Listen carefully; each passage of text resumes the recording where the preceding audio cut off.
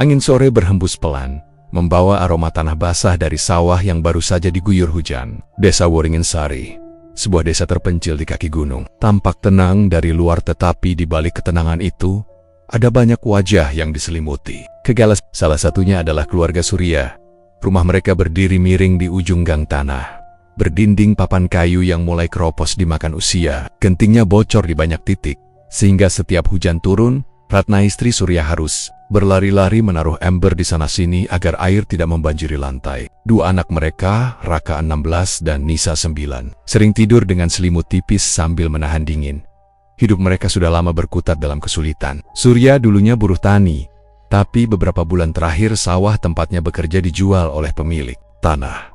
Sejak itu, ia hanya mengandalkan pekerjaan serabutan, kadang jadi kuli bangunan, kadang mengangkut barang di pasar. Penghasilan yang sedikit tak mampu menutup biaya sekolah anak-anak, apalagi melunasi hutang yang menumpuk kepada seorang rentenir kejam di desa. Setiap malam, suasana rumah dipenuhi pertengkaran kecil yang dipicu tekanan hidup. "Bang, kita mau makan apa besok?" tanya Ratna. Suaranya lelah, tapi matanya penuh kekhawatiran. Surya hanya diam, menatap lantai tanah. Kata-kata sudah tidak ada gunanya. Yang tersisa hanya rasa bersalah yang semakin menggerogoti hatinya. Lalu, mulailah gosip itu berhembus. Tetangga sebelah rumah, Pak Jaiman, tiba-tiba saja menjadi kaya dalam waktu singkat. Padahal, semua orang tahu sebelumnya dia hanya tukang kayu biasa. Kini ia punya motor baru, sawah luas, dan sering mengadakan pesta kecil. Orang-orang mulai membicarakan satu hal, pesugihan. Awalnya, Surya tak mau percaya, tapi suatu malam, ketika ia sedang duduk di teras menatap gelapnya jalan, ia melihat sesuatu. Di ujung gang, tepat di batas sawah, berdiri seorang lelaki tua berkulit pucat. Lelaki itu memakai baju hitam panjang, berdiri diam, tapi matanya menyala merah samar, seolah menatap langsung ke dalam jiwa Surya. Surya tertegun. Angin berhenti berhembus, suara jangkrik pun menghilang. Lalu, dengan gerakan pelan, lelaki itu mengangkat tangannya seperti memberi isyarat agar Surya mendekat. Saat Surya memicingkan mata untuk melihat lebih jelas, sosok itu menghilang begitu saja, seolah larut ditelan kabut tipis yang mulai turun. Malam itu, Surya tak bisa tidur. Bayangan mata merah itu terus menghantui pikirannya, bersamaan dengan pikiran buruk yang mulai tumbuh. Bagaimana kalau ini satu-satunya jalan untuk keluar dari kemiskinan? Sejak malam ia melihat sosok berkulit pucat dan mata merah itu, Surya merasa pikirannya tidak pernah tenang. Ia jadi sering duduk sendirian di teras, memandang jalan desa yang sepi, seolah berharap sosok itu muncul lagi. Kadang ia sendiri tidak mengerti, apakah ia takut atau justru menunggu. Siang itu, Surya pulang dari pasar dengan langkah lemas. Uang hasil memanggul karung hanya cukup untuk membeli beras 1 liter dan sedikit ikan asin. Ratna menyambutnya tanpa banyak bicara, tapi tatapan matanya jelas berkata, "Ini tidak cukup." Di sudut rumah, Raka sedang mengikat sandal yang mulai rusak, sementara Nisa menatap kosong dari dipan. Ada rasa bersalah yang menekan dada Surya. Ia merasa gagal sebagai kepala keluarga. Sore menjelang malam, Surya memutuskan pergi menyusuri jalan setapak menuju sawah tempat ia sering mengasingkan diri ketika pikiran mulai penuh. Udara di sekitar terasa aneh, kabut tipis turun lebih cepat dari biasanya, menutup sebagian pandangan. Hening, hanya terdengar langkah kakinya di tanah basah. Tiba-tiba, dari balik pohon besar, muncul seorang lelaki tua. Pakaiannya lusuh tapi bersih, kain hitam panjang menjuntai sampai lutut. Kepalanya ditutup ikat kepala yang juga berwarna hitam. Wajahnya pucat seperti lilin, bibirnya tipis dan kering, tapi sorot matanya merah menyala samar persis seperti yang dilihat Surya malam itu. Lelaki itu tersenyum, bukan senyum ramah, tapi senyum yang terasa dingin dan mengundang rasa takut. "Kau Surya tuh?" Suaranya berat, serak, dan seperti bergaung di telinga. Surya terdiam, tidak mengerti dari mana lelaki ini tahu namanya. "Aku Mbah Juru," lanjutnya pelan. "Aku ngerti. Uripmu Angel, anak bojo butuh pangan, utang, nampuk." Kalimat itu menusuk Surya. Lelaki ini tahu terlalu banyak. Mbah Juru lalu duduk di atas batu besar, menepuk-nepuk tempat di sebelahnya, mengisyaratkan agar Surya mendekat. Dengan ragu, Surya duduk. Angin sejuk berubah dingin, membuat bulu kuduknya berdiri. "Aku iso nulangi, ngegawe uripmu sugih, tanahmu akeh, ora ana sing wani ngusik keluargamu," kata Mbah Juru. "Tapi kabeh kuwi ana regane." Surya menelan ludah. "Regane opo?" Mbah Juru tersenyum tipis. Darah, saka wong sing kowe tresnani sak jero nati. Mong sepisan we. Sakwise kuwi, kabeh sing kowe karepno bakal dadi kenyataan. Perkataan itu membuat Surya terkejut. Ia mencoba berdiri, tapi kakinya terasa berat. Aku ora iso. Mbah Juru menunduk, kemudian mengangkat kepalanya perlahan, menatap Surya dengan mata merah yang kini bersinar terang. Pikirno, kowe pengen terus nelok anakmu keluwen. Bohomu nangis saben wenji, utangmu nyekek atimu. Aku ora maksa, tapi kesempatan iki mong teko sepisan. Sebelum Surya sempat menjawab, kabut makin tebal. Ketika ia berkedip, Mbah Juru sudah hilang. Yang tertinggal hanyalah bau kemenyan samar yang terbawa angin, dan di tanah di depannya tergeletak sebuah koin emas kecil mengkilap meski cahaya senja hampir habis. Surya memungut koin itu, memandanginya lama. Dalam hatinya mulai tumbuh suara-suara yang berbisik, suara yang tidak ia kenal, tapi terasa seperti berasal dari dalam dirinya sendiri. Kalau ini satu-satunya cara, kenapa tidak? 3 malam setelah pertemuannya dengan Mbah Juru, Surya tidak lagi bisa tidur nyenyak. Kata-kata lelaki tua itu terus terngiang di kepalanya. Setiap kali ia mencoba memejamkan mata, ia melihat bayangan mata merah yang menatapnya tajam, seolah menunggu jawabannya. Pada malam ketiga hujan baru saja reda. Udara terasa lembab, dan bulan purnama menggantung penuh di langit. Cahayanya memantul di genangan air. Surya duduk di teras, menatap koin emas pemberian Mbah Juru. Entah kenapa, malam itu ia merasa ada tarikan yang sangat kuat untuk pergi ke Arasa, ke tempat ia pertama kali bertemu sosok itu. Ratna sempat menahan. Bang, mau kemana malam-malam begini? Jalanan sepi, bahaya. Surya hanya menjawab singkat. Ada yang harus aku temui. Ia menghindari tatapan istrinya, lalu melangkah pergi. Kabut tipis mulai turun, menutupi setengah jalan setapak. Setiap langkah Surya menimbulkan bunyi kresak-kresak dari daun kering yang ia injak. Semakin jauh ia berjalan semakin sanye. Suasana tidak ada suara jangkrik, tidak ada angin, hanya detak jantungnya sendiri yang terdengar keras di telinganya. Di ujung jalan, ia melihat Mbah Juru sudah menunggunya. Lelaki itu berdiri memegang obor kecil, wajahnya setengah tertutup. Bayangan, tanpa banyak bicara, ia memberi isyarat agar Surya mengikutinya masuk ke hutan. Apa? Ini malamnya? Tanya Surya pelan. Mbah Juru hanya tersenyum samar.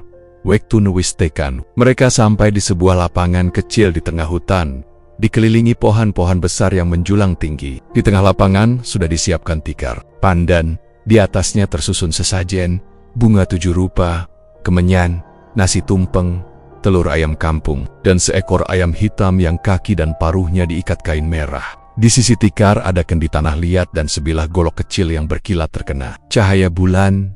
Bau kemenyan mulai memenuhi udara. Surya merasa kepalanya sedikit pusing, seolah aroma itu masuk dan menggoda-gadak pikirannya. Mbah Juru menyalakan obor-obor kecil yang ditancapkan mengelilingi tikar. Api dari obor berwarna oranye, tapi sesekali berkedip seperti hampir padam.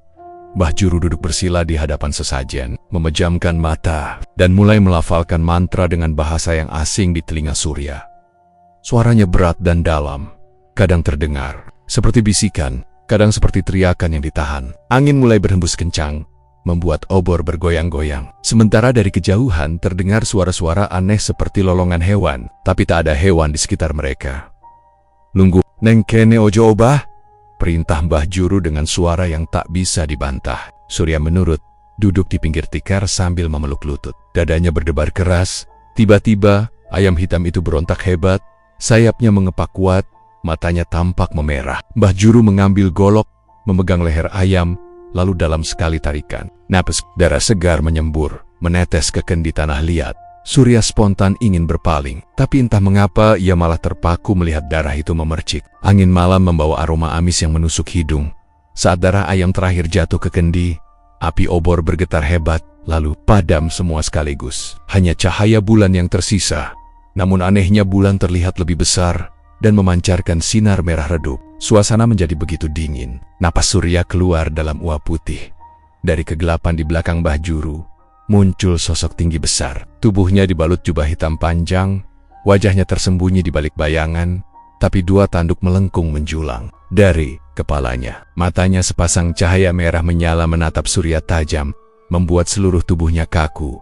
Sosok itu berjalan mendekat tanpa suara. Setiap langkahnya membuat tanah di bawahnya seperti bergetar halus. Ketika ia berhenti di depan Mbah Juru, Angin langsung berhenti, seolah hutan menahan napas. Sosok itu mengangkat tangannya yang kurus dan panjang, lalu menunjuk langsung ke arah Surya. Surya gemetar, hatinya berteriak untuk lari, tapi kakinya seperti menancap di tanah. Dalam benaknya, terdengar suara berat dan bergema. Aku menerima, tapi kau harus menepati bagianmu.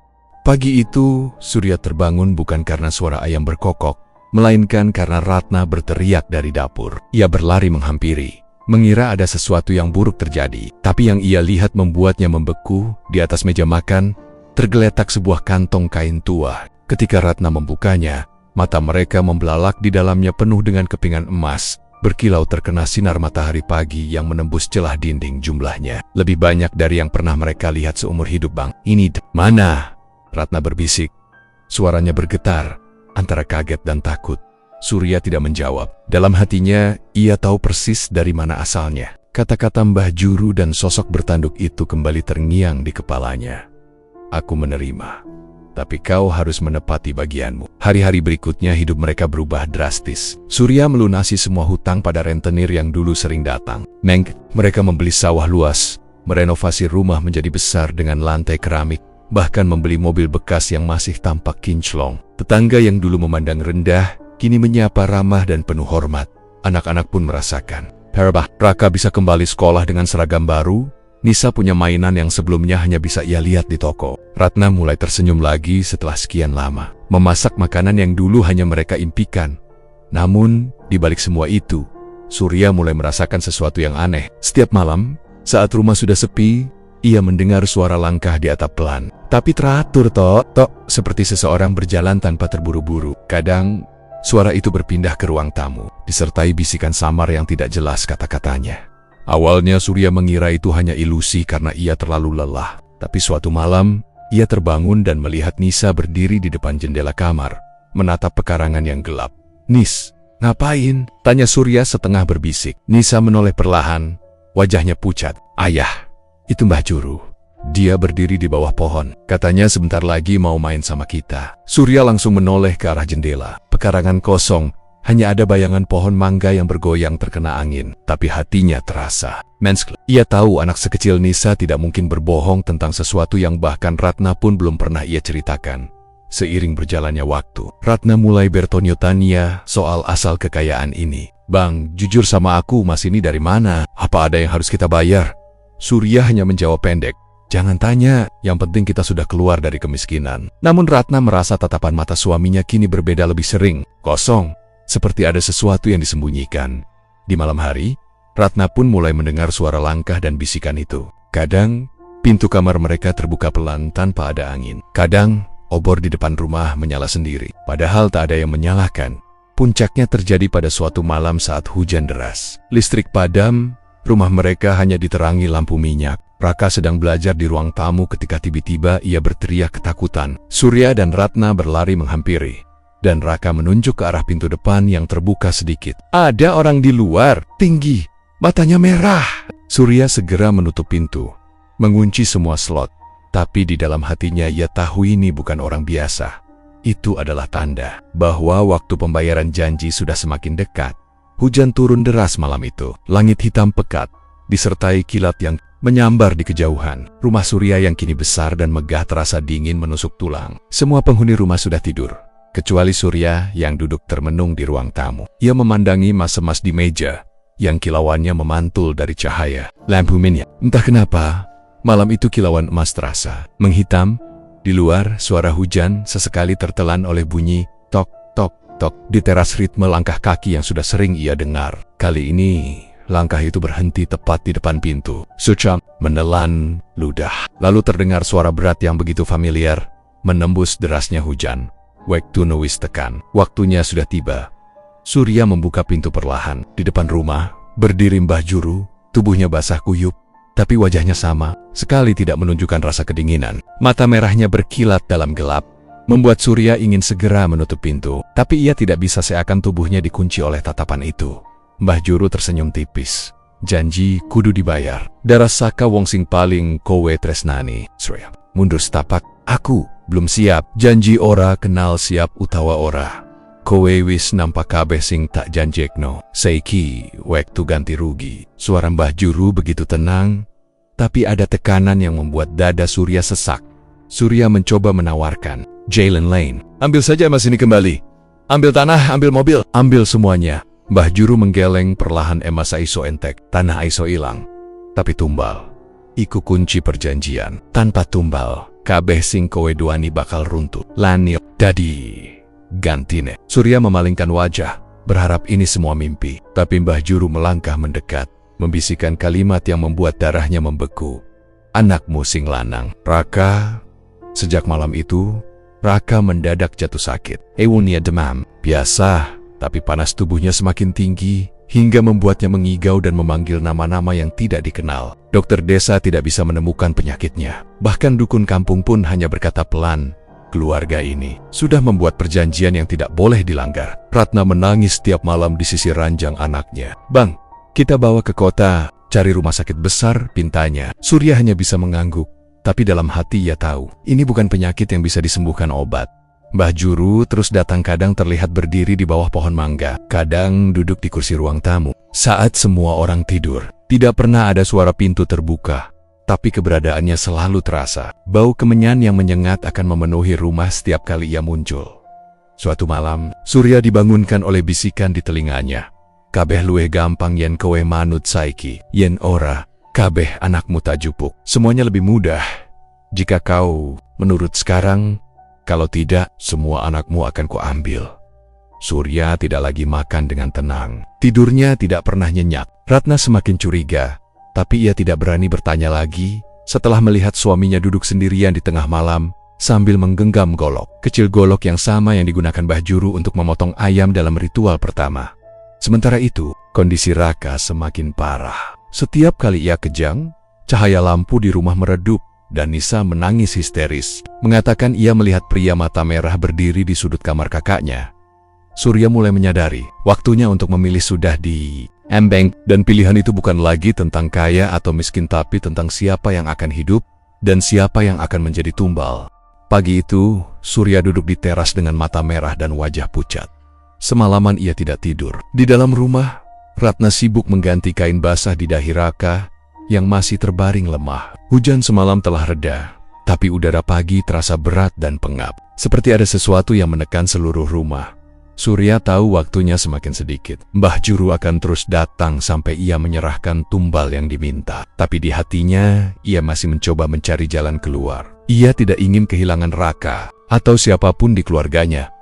Siang itu, ketika Ratna tertidur di kursi samping ranjang Raka, Surya memutuskan untuk membawa keluarganya pergi dari desa. Ia berpikir, jika mereka cukup jauh, mungkin Mbah Juru tidak akan bisa menemukan mereka. Dengan tergesa, ia memasukkan pakaian dan sedikit makanan ke dalam tas bang. "Mau kemana?" tanya Ratna saat terbangun. "Kita harus keluar dari sini sekarang," jawab Surya cepat. Suaranya penuh urgensi. Ratna tak banyak bertanya. Ia hanya menggendong Nisa sementara Surya memapah Raka yang lemah. Mereka naik mobil tua yang baru dibeli dari hasil emas Mbah Juru. Mesin meraung, ban menghantam jalan tanah yang becek. Surya mengemudi secepat mungkin menuju jalan utama desa, melewati sawah dan kebun. Namun, yang aneh, setiap kali mereka keluar dari jalan desa, pemandangan yang sama kembali muncul. Pohon beringin besar di tepi sawah, rumah-rumah tetangga, dan jalan tanah menuju rumah mereka. Surya menghentikan mobil, napasnya memburu. Ini gak mungkin. Ia mencoba lagi, mengambil arah berbeda, tapi hasilnya sama. Berapa kali pun mereka berbelok, mereka selalu kembali ke titik awal. Ratna mulai menangis. Nisa memeluk ibunya erat-erat, sementara Raka mengigau memanggil nama yang membuat Surya merinding. "Mbah Juru." Ketika mereka kembali ke rumah, suasana desa terasa berbeda. Udara semakin dingin meski matahari terik. Tetangga-tetangga menatap dari balik jendela, tapi wajah mereka terlihat pucat, kosong, seolah bukan manusia biasa. Deborah bahkan tersenyum tipis saat pandangan mereka bertemu dengan Surya, senyum yang membuat darahnya dingin. Di halaman rumah, Surya melihat sesuatu yang membuatnya mundur selangkah. Obor-obor kecil menyala membentuk lingkaran di tanah, padahal ia yakin tidak pernah menyalakannya. Bau kemenyan menyengat menusuk hidung, sama seperti saat ia melakukan ritual pertama. Malamnya, Ratna akhirnya memaksa Surya untuk bicara. Katakan yang sebenarnya, apa yang kau lakukan sampai kita seperti ini? Apa hubungan semua ini dengan Raka yang sakit? Surya mencoba menghindar, tapi Ratna menatapnya tajam, matanya berkaca-kaca. Kalau kau memang suamiku, katakan, aku berhak tahu. Dengan suara pelan dan penuh penyesalan, Surya mengaku tentang bajuru, emas, dan tumbal yang diminta. Ratna langsung terduduk lemas. Astagfirullah. Jadi, anak kita yang diminta? Surya tidak sanggup menjawab. Keheningan di antara mereka terasa lebih berat daripada suara hujan deras di luar. Tengah malam, mereka terbangun oleh suara ketukan di pintu pelan. Tapi berulang. Tok, tok, tok. Ratna memeluk Nisa erat-erat, sementara Surya menggenggam golok kecilnya. Ketika ia membuka pintu, tidak ada siapa-siapa. Tapi di teras ada jejak kaki basah, besar dan aneh. Bentuknya seperti campuran kaki manusia dan hewan. Jejak itu mengarah ke dalam rumah, tepat ke arah kamar Raka. Surya berlari, tapi mendapati Raka sudah tidak ada di tempat tidur. Hanya selimut kusut dan bau kemenyan yang semakin kuat memenuhi kamar. Dari luar jendela, ia melihat siluet tinggi, bertanduk berjalan perlahan masuk ke hutan, memanggul sesuatu di bahunya. Hujan turun deras, membasahi jalanan desa yang lengang. Angin kencang membuat pohon-pohon bergoyang liar. Rantingnya beradu menimbulkan suara yang menyerupai rintihan. Malam itu, langit gelap tanpa cahaya bulan. Seakan seluruh alam ikut memalingkan wajah dari apa yang akan terjadi di dalam rumah. Ratna menangis memeluk Nisa, sementara Surya berdiri di depan pintu, menggenggam golok kecil. Raka belum kembali sejak malam sebelumnya. Bau kemenyan semakin menyengat, memenuhi setiap sudut rumah seperti asap yang tak terlihat. Lalu, terdengar suara berat bergema di telinga Surya, meski tak ada orang lain yang bicara. Wektune, Saiki, waktunya. Sekarang, pintu depan terbuka sendiri dengan bunyi berderit panjang. Di luar, berdiri Mbah Juru, wajahnya separuh tertutup bayangan hujan. Tapi mata merahnya menyala terang. Di tangan kirinya, ia memegang kendi tanah liat yang basah. Di tangan kanannya, obor yang nyalanya tetap stabil meski hujan deras mengguyur melaku. Katanya singkat. Surya menoleh ke Ratna. Air mata istrinya mengalir deras, tapi ia tidak bersuara, hanya memeluk Nisa lebih erat.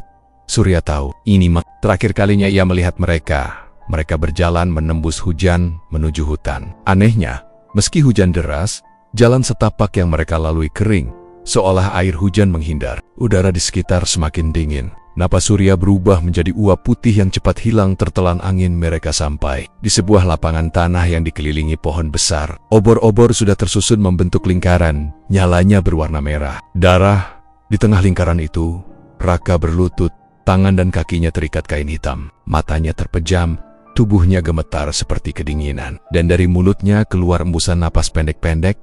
Surya mencoba mendekat, tapi Mbah Juru mengangkat tangan, menghentikannya. Aja cedak. Perjanjian kudu sak cara singwis ditemtok. Jangan mendekat. Perjanjian harus sesuai cara yang ditentukan. Di dekat Raka, ada kendi tanah liat lain lebih besar dan di sampingnya seekor kambing hitam dengan mata merah menyala. Surya menyadari, kambing itu bukan tumbal utama. Itu hanya bagian pembuka.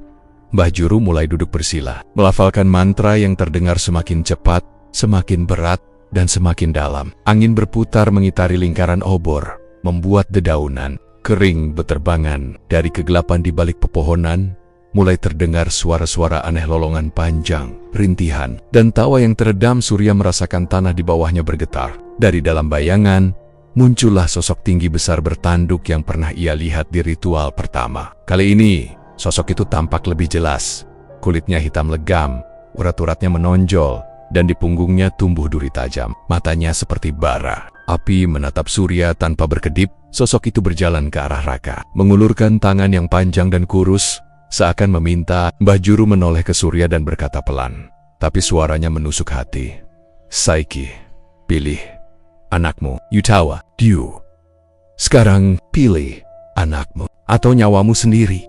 Surya gemetar, air matanya bercampur dengan air hujan. Ia memandang Raka, anak yang ia besarkan dengan penuh perjuangan.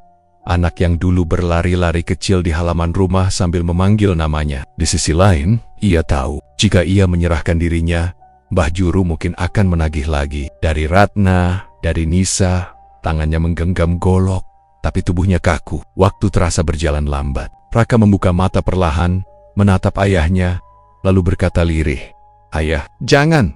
Kata itu menghantam hati Surya seperti palu besi. Mbah Juru berdiri, lalu berjalan ke belakang Surya, membisikkan mantra yang membuat kepalanya berdenyut sakit. Tanpa sadar, Surya melangkah maju, golok di tangannya bergetar. Air matanya mengalir deras. "Maafkan ayah," gumamnya. Dan di tengah pekikan angin serta gemuruh petir, suara logam menebas daging terdengar. Obor-obor di sekeliling mereka langsung menyala lebih terang, memantulkan bayangan sosok bertanduk yang kini tersenyum lebar.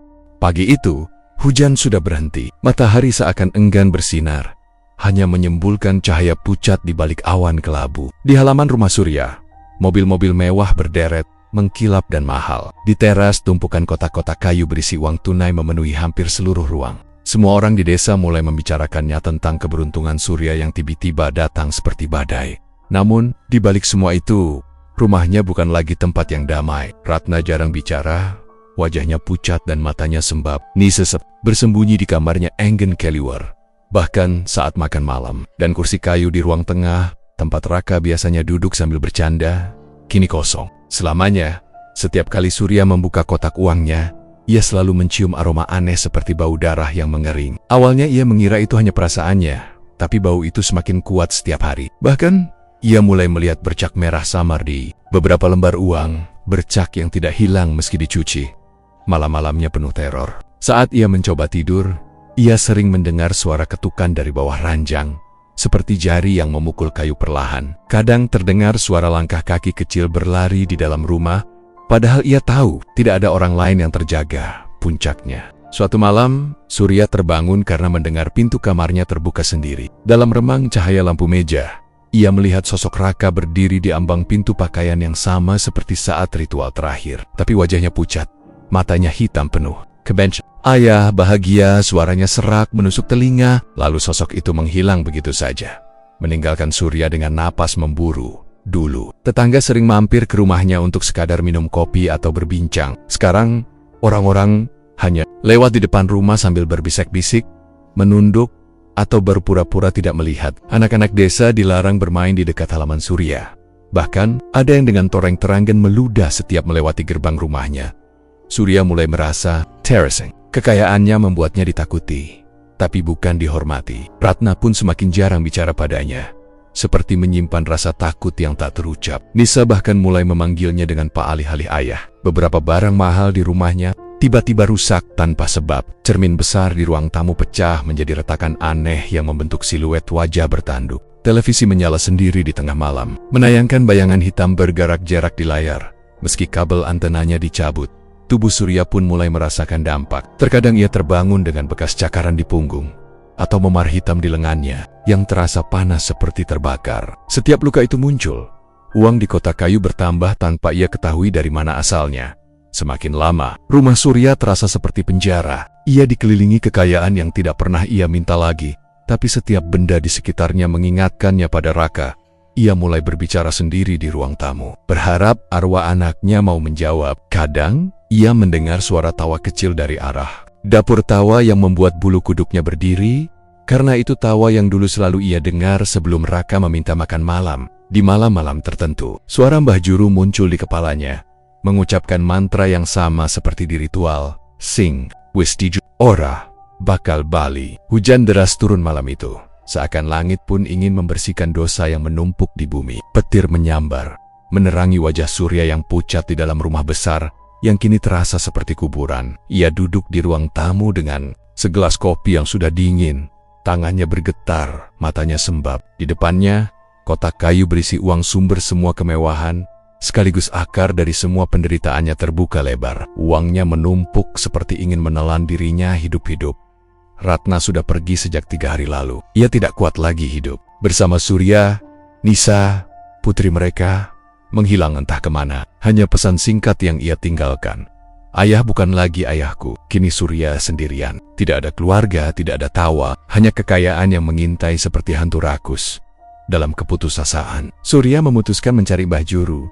Ia berjalan menembus hujan menuju hutan, tempat ritual pesugihan pertama dilakukan. Langkahnya berat, tubuhnya lemah, tapi rasa bersalah mendorongnya maju. Kalau aku harus menyerahkan semua ini, aku asal keluargaku kembali, gumamnya. Suara bergetar. Di tengah hutan, Ia menemui gubuk reot yang pernah ia kunjungi. Namun kali ini, pintu gubuk terbuka, dan di dalamnya hanya ada tikar lusuh, lilin padam, serta bau busuk yang menyengat. Tak ada tanda Mbah Juru. Hanya secarik kain lusuh tergantung di dinding bertuliskan, "Sing wis dijupuk, ora bakal bali yang sudah diambil, takkan kembali." Surya tidak menyerah. Ia memutuskan mencoba memanggil Mbah Juru sendiri. Dengan sisa pengetahuan ritual, ia menyalakan dupa, menorehkan darah dari jarinya ke tanah, dan mengucap mantra yang dulu ia dengar. Namun malam itu, bukan Mbah Juru yang datang. Angin di hutan tiba-tiba membeku, kabut pekat mengelilinginya. Dari dalam kabut, muncul sosok tinggi berjubah hitam, wajahnya tidak terlihat, tapi matanya merah menyala. Suara berat dan dalam bergema. "Janji tidak bisa diputus. Kau sudah menyerahkan nyawa yang kau cintai. Harta ini akan terus datang sampai nyawamu habis." Surya memohon, berlutut, menangis. "Ambil saja semuanya. Ambil hidupku, Kembali. Anakku, kembalikan keluargaku." Sosok itu hanya tertawa-tawa dalam dan menggema yang membuat tanah bergetar. "Yang sudah menjadi milik kami akan tetap milik kami." Surya pulang dengan langkah gontai. Rumahnya gelap, hanya diterangi cahaya petir yang menyambar. Namun saat ia membuka pintu, matanya terbelalak. Di ruang tamu, Ratna dan Nisa duduk. Di sofa, tersenyum padanya. "Ratna, Nisa, kalian kembali," ucapnya sambil berlari memeluk mereka. Rasanya hangat, nyata, seperti mimpi yang jadi kenyataan. Namun, pelukan itu terasa dingin, terlalu dingin. Saat petir menyambar lagi, wajah Ratna dan Nisa berubah. Kulit mereka pucat membiru, mata mereka kosong, bibir membusuk. Darah hitam menetes dari sudut mulut Ratna, sementara Nisa memegang boneka dengan kepala terputus. "Ayah," bisik Nisa. Suaranya seperti berasal dari dasar sumur. "Ikut kami." Surya mundur, terhuyung, matanya melebar ketakutan. Namun sebelum ia sempat berlari, tangan-tangan pucat itu mencengkeram tubuhnya, menariknya ke dalam kegelapan. "Ayo!" berteriak, tapi suaranya tenggelam dalam pekik angin malam. Keesokan harinya, rumah Surya terbuka lebar. Meja makan penuh makanan yang belum tersentuh. Kotak kayu berisi uang masih di ruang tamu, kini jumlahnya jauh lebih banyak, meluap sampai ke lantai. Namun tak ada seorang pun di desa yang berani masuk. Mereka hanya melihat dari jauh dan bersumpah. Di malam-malam hujan, mereka mendengar suara tawa kecil dan langkah kaki berlarian di dalam rumah itu. Harta itu tetap ada, tapi pemiliknya sudah menjadi bagian dari kegelapan yang ia pilih sendiri. Dari kisah ini, kita belajar satu hal yang mengerikan. Tidak ada jalan pintas menuju kekayaan yang tidak dibayar mahal. Pesugihan bukan hanya perjanjian dengan kegelapan, tetapi juga penyerahan diri sepenuhnya. Harta datang, tapi jiwa dan cinta perlahan direnggut. Surya mengira ia bisa mengendalikan perjanjian, namun kenyataannya justru perjanjian itulah yang mengendalikan hidupnya. Bahkan setelah ia menyesal, harta memang bisa membuat kita berkuasa. Tetapi jika harus menukar nyawa orang yang kita cintai, itu bukan lagi rezeki melainkan kutukan yang tak akan pernah lepas. Dan ingatlah, kisah ini hanyalah satu dari sekian banyak cerita kelam yang masih bersembunyi di balik kehidupan sehari-hari. Kita bisa jadi tetangga, teman, atau bahkan orang yang kita kenal sedang menjalani perjanjian serupa tanpa kita sadari. Jika kalian ingin mengetahui lebih banyak kisah nyata maupun legenda mengerikan tentang pesugihan, tumbal, dan perjanjian gaib yang tersembunyi di balik kehidupan, terus ikuti cerita-cerita selanjutnya di channel Di Balik Perjanjian. Di sini, setiap cerita akan membawa kalian semakin dekat pada rahasia kelam yang mungkin seharusnya tidak pernah kalian dengar. Di balik perjanjian, karena di balik kekayaan selalu ada harga yang harus dibayar.